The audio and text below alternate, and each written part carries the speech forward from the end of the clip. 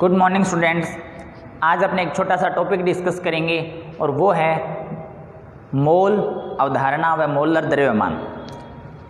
तो देखो, मोल अवधारणा व मोलर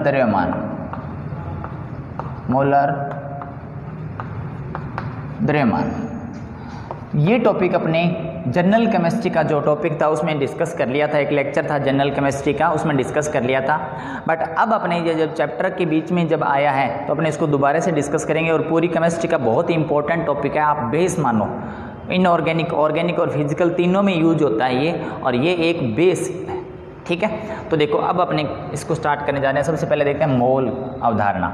इसमें अगर मैं आपको मोल की परिभाषा बताऊं सबसे पहले कि मोल की परिभाषा क्या होती है, तो देखो मोल की परिभाषा होती है, लिख रहे हैं अपने, किसी पदार्थ की एक मोल वह मात्रा होती है, एक मोल वह मात्रा होती है जो कार्बन 12 के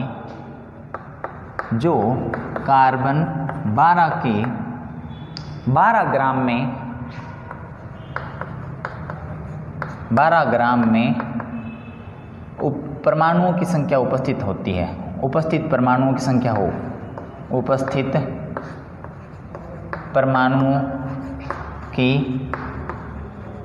संख्या होती है। तो देखो ये एक मोल की परिभाषा आपने लिखी है। इसमें अपना लिखा है कि कार्बन 12 के 12 ग्राम में उपस्थित परमाणुओं की जो संख्या होगी ना, उसको अपने क्या बोलते हैं, मोल बोलते हैं। उसको क्या बोला जाता है, मोल बोला जाता है। तो अब जब अपने मोल या अपने कार्बन 12 को बेस बनाया था, किसके लिए, अणुभार के लिए, परमाणु भार के लिए, तो इसमें अपनों ने कार्बन 12 को ही लिया था। तो अब कार्बन 12 के कितने ग्राम लेने होते हैं, 12 ग्राम अगर अपने लेते हैं, उसमें जितने परमाणुओं की जो संख्या होगी ना, उसे 1 मोल बोला जाता है।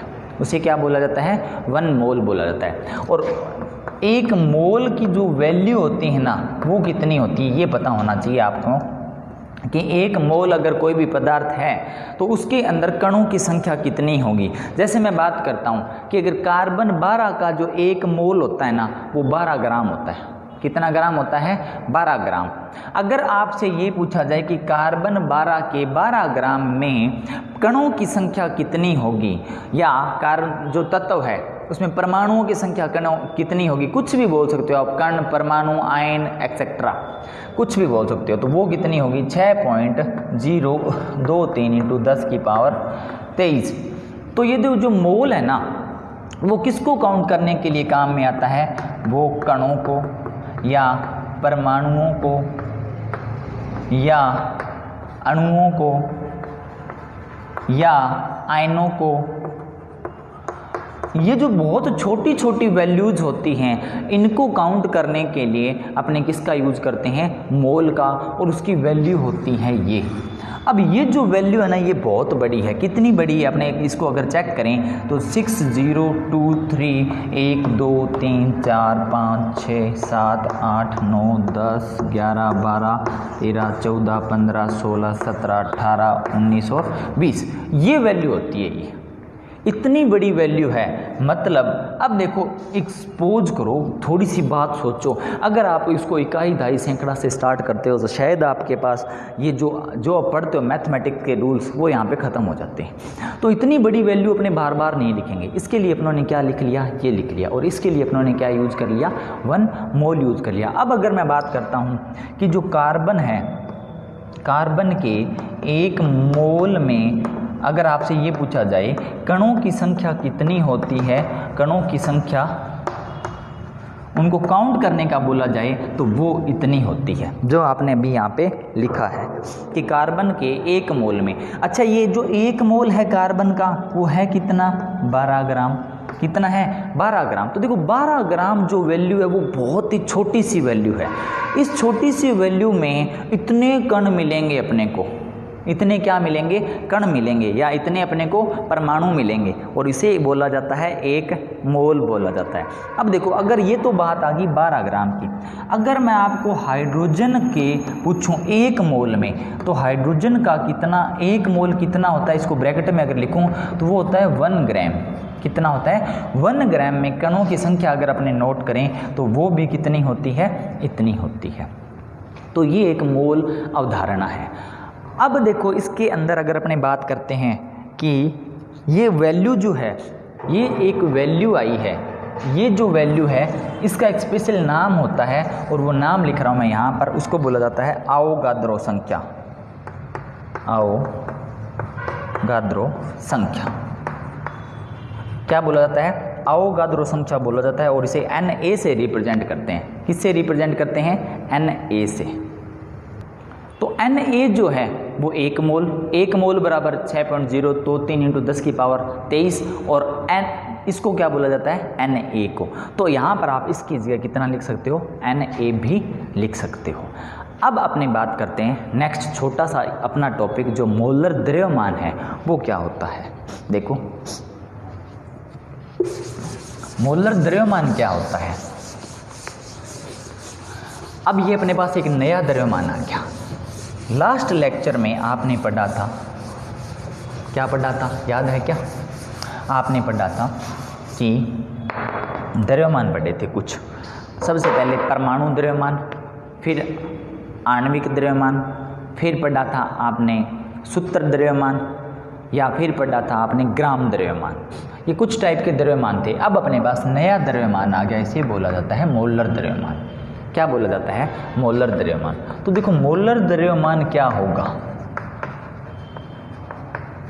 मोलर द्रव्यमान क्या होगा। मोलर द्रव्यमान होता है कोई भी जो पदार्थ लिया आपने, पदार्थ में कण, अणु, परमाणु, आयन कुछ भी हो सकते हैं, उसका जितना, अगर परमाणु लेते हैं, देखो अगर मैं लेता हूं परमाणु तो उसका परमाणु द्रव्यमान लेना है।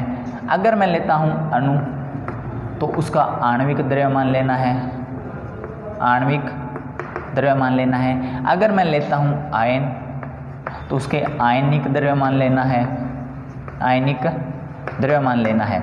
जितना जिस पदार्थ का परमाणु द्रव्यमान होगा, या आणविक द्रव्यमान होगा, या आयनिक द्रव्यमान होगा, इन सभी को अगर मैं ग्राम में लिख लूं, ग्राम में व्यक्त करूं,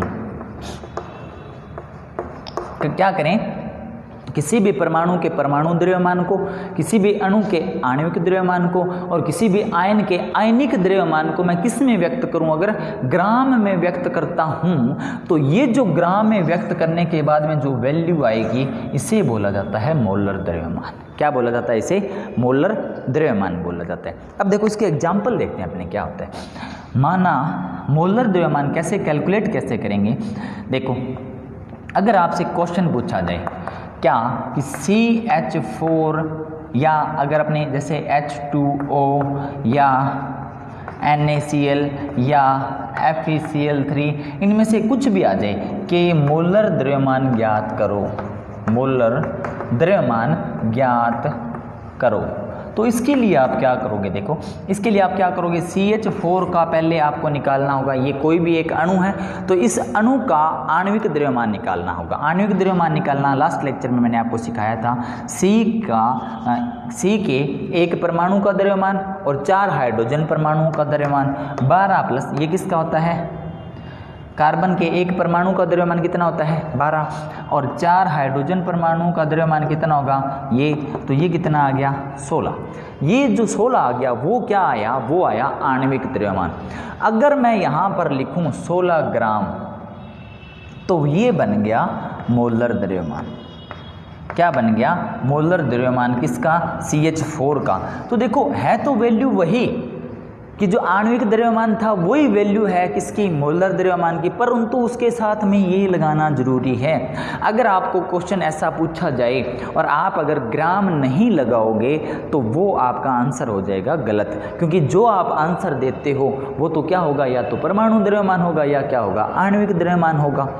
तो आपने साथ में क्या लगाना होगा, ग्राम लगाना होगा। अगर मैं बात करता हूँ FeCl3 का, तो FeCl3 ये भी कोई एक प्रकार का आयन है, या इसको मान सकते हो अणु मान सकते हो, यौगिक मान सकते हो। ये तो यौगिक का द्रव्यमान भी हो सकता है। अपने एक शब्द और लिख सकते हैं यहाँ पे, अगर कोई यौगिक हो तो उसका द्रव्यमान क्या बोलेंगे, यौगिक द्रव्यमान। उसको कौन से द्रव्यमान बोलेंगे, यौगिक द्रव्यमान बोलेंगे।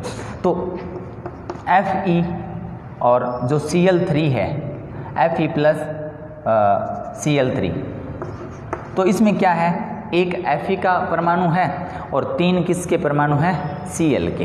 तो Fe का जो परमाणु और Cl के परमाणु है, इसमें अपने क्या करेंगे, जैसे अपने कैसे कर सकते हैं, Fe plus Cl plus Cl plus Cl, ऐसे कर लो और इसको जो काउंट करेंगे अपने, तो इसका जो टोटल द्रव्यमान आएगा वो आएगा इसका आणविक द्रव्यमान। कौन सा आएगा, आणविक द्रव्यमान आएगा या यौगिक का द्रव्यमान आएगा।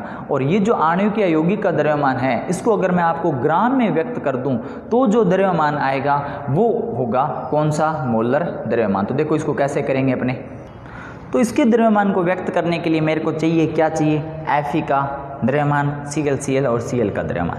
तो Fe जो होता है ना, उसका द्रव्यमान होता है, आप मान लो इसका द्रव्यमान मिलेगा अपने को 56, थोड़ा सा कम होता है। प्लस में Cl का ये पता है 35.5, या तो अभी आप इसको ऐड कर लो या इसके साथ में इसको क्या करो, गुना कर दो। अगर अपने गुना करेंगे तो कितना आएगा, इसकी टोटल वैल्यू कितनी आएगी अपने लिख लेते हैं। 56 तो है ही है, इसमें अपने क्या ऐड करेंगे, 5 या 15, 1 और 5 या 15 और 1 16, 3 या 9 और 1 10, ये आ जाएगा।